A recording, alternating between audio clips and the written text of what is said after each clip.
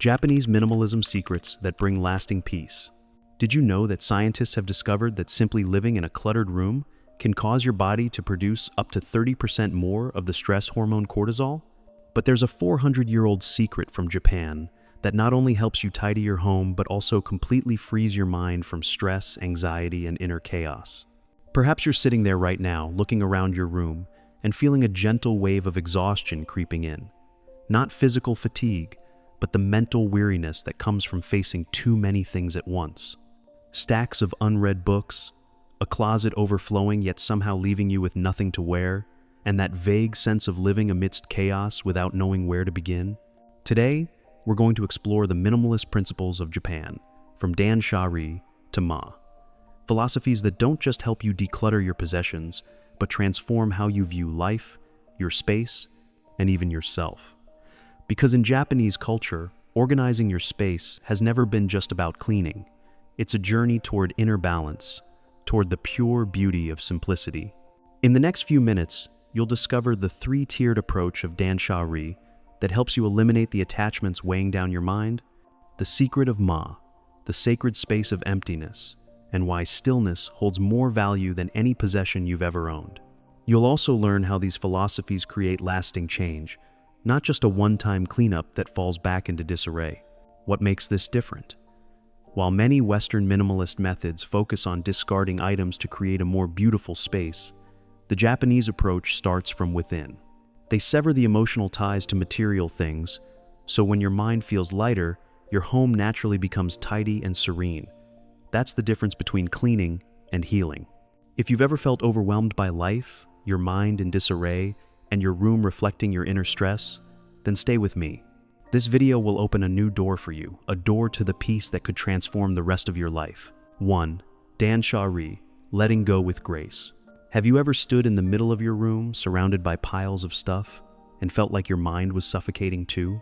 There are moments when you crave peace, but you may not realize that the very space you live in is quietly draining your mental energy every single day. Dan-Sha-Ri, a Japanese philosophy of living that I believe will completely transform how you view your space, your possessions, and most importantly, yourself. This isn't just an ordinary cleaning method. It's an art of freeing your soul from the invisible burdens we often don't even know we're carrying. Dan-Sha-Ri is built on three profound Japanese characters. Dan, meaning to refuse, not in a harsh way, but with mindful awareness, preventing unnecessary things from entering your life in the first place. Sha, meaning to discard, letting go of what no longer serves you, even if it once held meaning.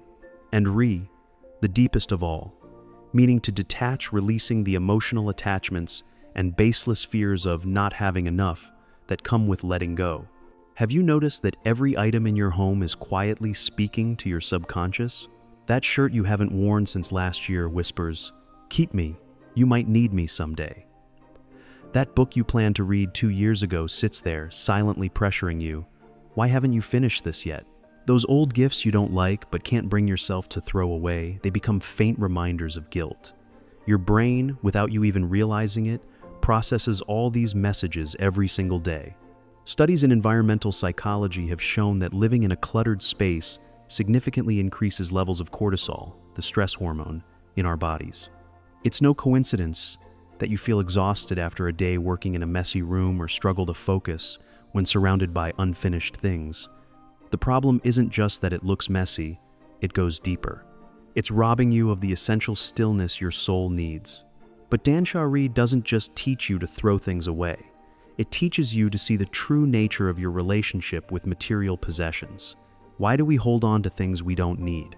Most often, it's because of fear of scarcity in the future, fear of waste, fear of losing memories, or simply fear of facing emptiness.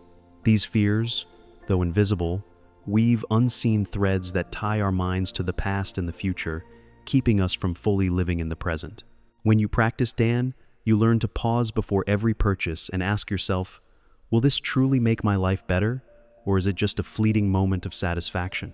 Sha teaches you to thank the things that have fulfilled their purpose in your life and let them go gently. And Ri, the most challenging stage, teaches you that the true value of life lies not in owning things but in experiencing and feeling.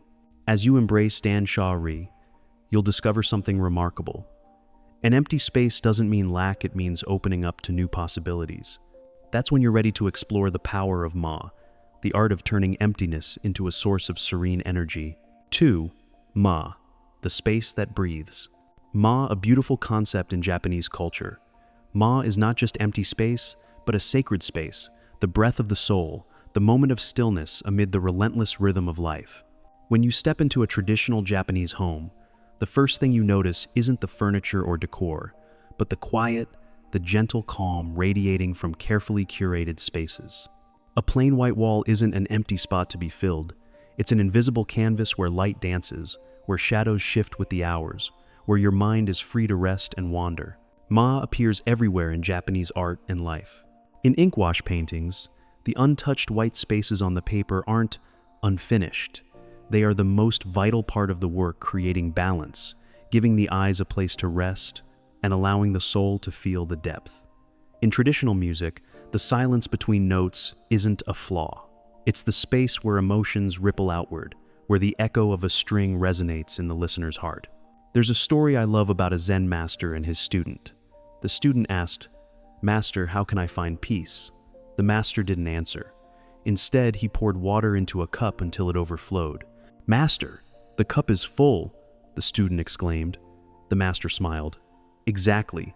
How can we pour more tea into a cup that's already full? Your mind is the same, my child." We live in a world that constantly urges us to fill our time with activities, our spaces with possessions, our silence with noise.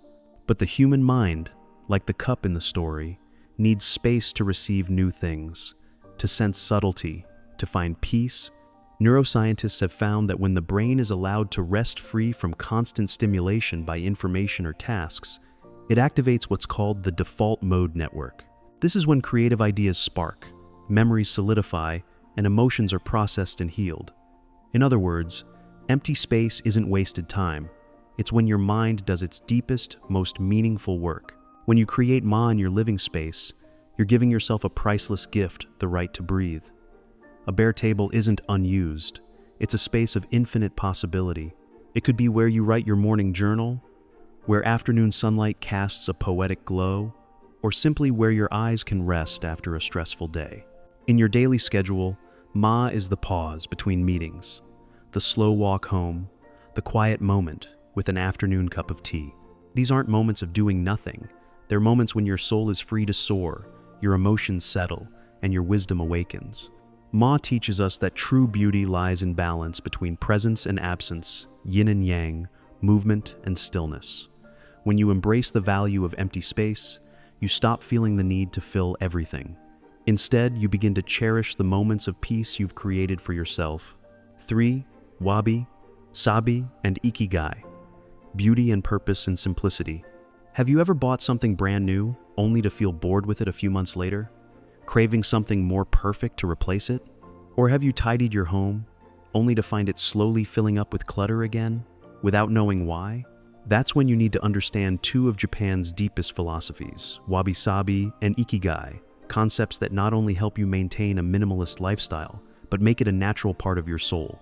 Wabi-Sabi, if I were to paint it as an image, would be an old teacup in the hands of an elderly man, its surface traced with tiny cracks, yet his eyes brim with love as he gazes at it.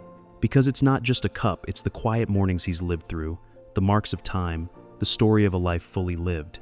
Wabi-Sabi teaches us that true beauty doesn't lie in flawless perfection, but in the way an object reflects its owner's journey, emotions, and memories. In our modern world, we're obsessed with the new, the perfect. Instagram is filled with flawless homes and impeccable possessions, leaving us feeling that what we have is never good enough. But Wabi-Sabi whispers that the wooden table with small scratches from your child's drawings isn't a flaw to hide. It's a mark of love, evidence of happy moments that have passed. I love a story about a Japanese potter. When asked why he didn't create bowls as perfect as a machine could, he smiled and said, "If I made a perfect bowl, where would the user's soul find a place to rest?" Those tiny imperfections, those uneven lines, they create space for us to feel, to connect, to love. When you live with the spirit of Wabi-Sabi, You stop chasing fleeting trends. Instead, you cherish what has stayed with you through time. That faded sweater isn't just old and worn. It's a companion through many winters. That book with a tattered cover isn't ugly. It's a treasury of wisdom that has nourished your soul. And while Wabi-Sabi helps you find beauty in what you already have, Ikigai helps you understand why those things matter to your life. Ikigai, literally a reason for living, isn't some lofty, abstract idea. It's the delicate intersection of what you love, what you're good at, what the world needs, and what sustains you. I once met an 80-year-old Japanese woman living in a small house with only the bare essentials, yet her face always glowed. When I asked her secret, she pointed to her tiny garden out back where she grew flowers she loved, tended them with skills honed over a lifetime, shared seeds with neighbors, and sold some to support herself. "This is my Ikigai," she said. "Every morning I know what I'm going to do and why." When you find your Ikigai, minimalism becomes as natural as breathing. You no longer buy things just to have them. You keep only what serves your life's purpose. If your Ikigai is writing, you'll naturally invest in a good desk and a few great books while letting go of distractions. If your Ikigai is cooking for your family, you'll treasure quality kitchen tools and say no to useless gadgets. The magic happens when Wabi-Sabi and Ikigai combine. They create a self-regulating way of living. You no longer have to force yourself to be minimalist. Instead, you naturally gravitate toward what truly matters and let go of what doesn't fit. Life becomes a gentle flow, where every object and action has a clear reason for being. Mono-no-aware, the poignant awareness of life's impermanence, also weaves itself into this way of living. You understand that nothing lasts forever, and because of that, you cherish every moment and every possession you have. This acceptance brings a profound peace. You no longer fear loss because you've learned to love fully in the present. 4. The Japanese way to lasting change. If you've ever tried Marie Kondoing your home or tackled a 30-day minimalist challenge with ironclad determination, only to find clutter piling up again by day 31, it's not your fault. It's the inevitable result of approaching minimalism as a project instead of a way of life. I've been there myself. In my first year exploring minimalism, I was like an addict devouring book after book, watching hundreds of how-to videos, even buying minimalist tools to aid my decluttering. But then I noticed something strange. The more I tried to follow the formula, the more exhausted and likely to give up I became. That is, until I discovered the Japanese approach and everything changed. The difference lies in the perspective. Western methods often focus on what to remove, discarding clothes, tossing excess stuff, reducing quantity as if minimalism is a surgical procedure. But the Japanese start with deeper questions. Why do I have so much in the first place? And what is enough for me? This isn't just a difference in technique, it's a difference in life philosophy. Dan-Sha-Ri doesn't begin with cleaning, but with transforming your relationship with objects. When you understand why you feel the need to buy something, you naturally stop bringing home what's unnecessary. It's like treating the root of an illness instead of just the symptoms. The result? You no longer have to constantly battle your belongings, they simply don't show up in your space anymore. There's something unique in Japanese culture that I think goes unnoticed. The concept of wa harmony within a community. When a Japanese person lives minimally, they don't feel different or against the grain because those around them also value tidiness, cherish their possessions, and don't flaunt wealth through accumulation. This creates an ecosystem that supports minimalism, rather than a solitary fight against consumerist pressure. In contrast, when we live in a society that encourages consumption, maintaining a minimalist lifestyle feels like a relentless struggle. Every shopping trip, every friend showing off a new purchase, every advertisement, they're like small waves eroding our resolve.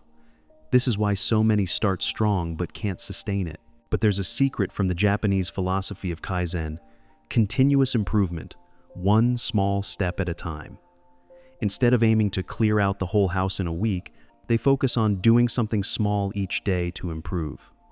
Maybe today it's letting go of one unworn shirt, tomorrow it's organizing a single drawer, and the next day it's choosing not to buy something unnecessary. These tiny actions don't feel overwhelming, but they build into powerful habits. I recall a saying from Zen master Dogen, "You are what you repeatedly do." Excellence then is not an act but a habit.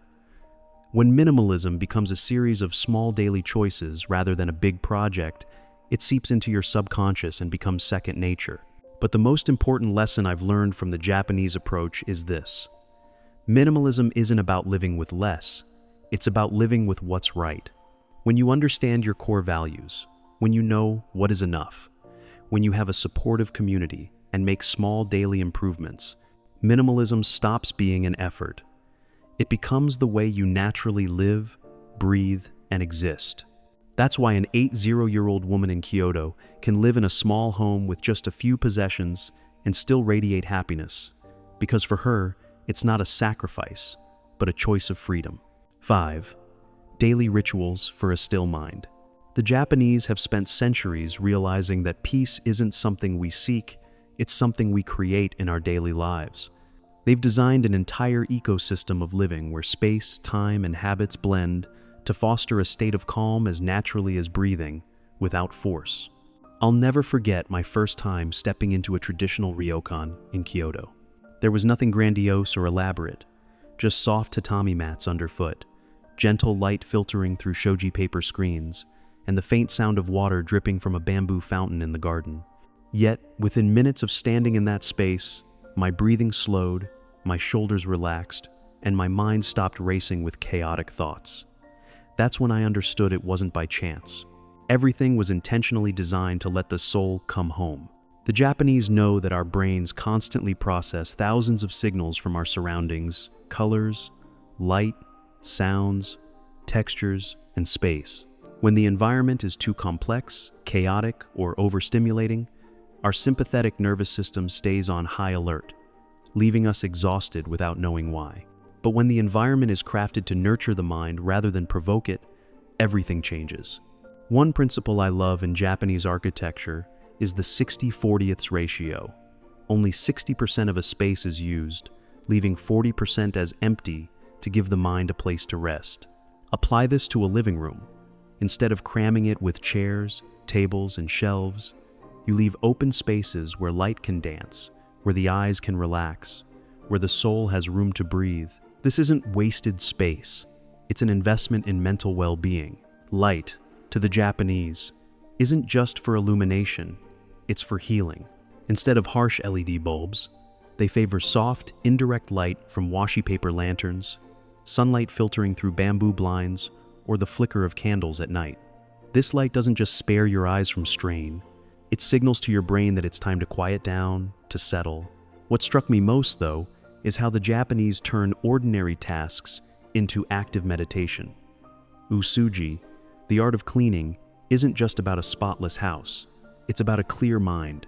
When you wipe a table with full attention, fold clothes with care, or sweep the floor like a sacred ritual, you're not just tending to your space, you're nurturing your soul. I learned a habit from an elderly Japanese woman, the pause between tasks. Between one activity and the next, she takes 5 to 10 minutes to sit still, doing nothing. It's not about resting, it's about giving the mind space to digest what just happened and prepare for what's next. It's like the silence in music. Without it, the melody becomes noisy and loses its depth. Shikata ganai, it can't be helped, isn't a defeatist attitude, but a wisdom in distinguishing what can be changed from what cannot. When you stop trying to control what's beyond your reach, your mental energy is freed to focus on what truly matters. This is the foundation of peace in the midst of life's storms. Kanso simplicity applies not just to objects, but to how you live. Simplify your words, say less, but say what matters. Simplify your decisions, focus on choices that truly count. Simplify your relationships, cherish those who genuinely matter to your life. When you weave all these elements together, a space designed to nurture rather than stimulate, habits that turn daily tasks into meditation, and a mindset that accepts what cannot be changed, calmness stops being something you seek. It becomes the air you breathe, the ground you stand on, the natural state of your soul. The Japanese don't live in peace, they are peace. You see, Japanese minimalism isn't just about getting rid of stuff. It's an entire journey from Dan-Sha-Ri, freeing yourself from attachments, to Ma, cherishing sacred empty space, to Wabi-Sabi, finding beauty in imperfection, and finally to Ikigai, your reason for waking up each morning. When you weave these together, you don't just get a tidy home, you gain a liberated mind. Picture this. You wake up in a room bathed in soft light, everything in its place, with enough open space for your mind to breathe. You brew a cup of tea, take a deep breath, and feel it. You're not just existing, you're truly living. That's the lasting peace this approach brings, a state you can sustain for a lifetime. If today you've learned how to create peace, in the next video, I'll share how to hold on to it even when life gets turbulent, with 7 stress coping strategies the Japanese have used for centuries. Click on that video now to explore, because missing even one principle could unravel the peace you've just built.